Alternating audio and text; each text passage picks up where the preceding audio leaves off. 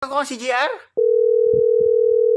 Hello? Hello pare, asan ka na? Nakatulambutan na kami dito oh. Arms. Saan ba kasi yan? Sabi mo dito lang sa 7 Evelyn's. Oo nga, 7 Evelyn's. Malapit sa dagat. Okay, nam, di mo sinabi. Nandito ako 7 Evelyn's Plaza, men. Sinabi ko sa'yo kagabi, no? Di ka lang talaga nakikinig. Sobrang lasing mo ba naman? Hans. Hindi ah. Anong hindi? Inaway mo pa kasi Jonathan kagabi. Uwi na tayo, tol. Gegi. Sobrang lasing ka na.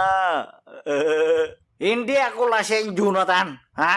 Nakainom lang ako. Tol, andito kami sa baba. Gegi. Hindi ako lasing, Jonathan. Nakainom lang ako. Paano ka makakapunta dito? Wait lang, Karon. Maghanap ako ng sakayan ng tricycle.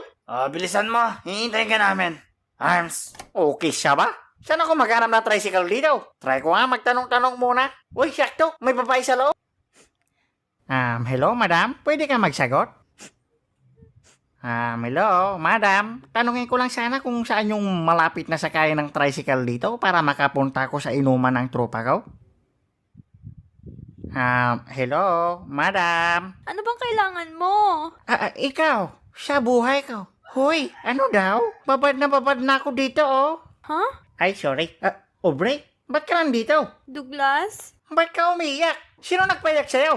Iharap mo sa akin. Si Sasap. Papa ko. Bayan ko kumain. Ano? Ba't ka nandito, honey pie sugar sweet baby Humpty Dumpty? Wala, nagpapahangin lang. Sa loob ng 7-Eleven? Oo, sa aircon. Ano bang problema mo, Aubrey? Sabihin mo sa akin. Si Papa ko kasi. Ay, si Papa mo? Bahala ka na dyan. Ha?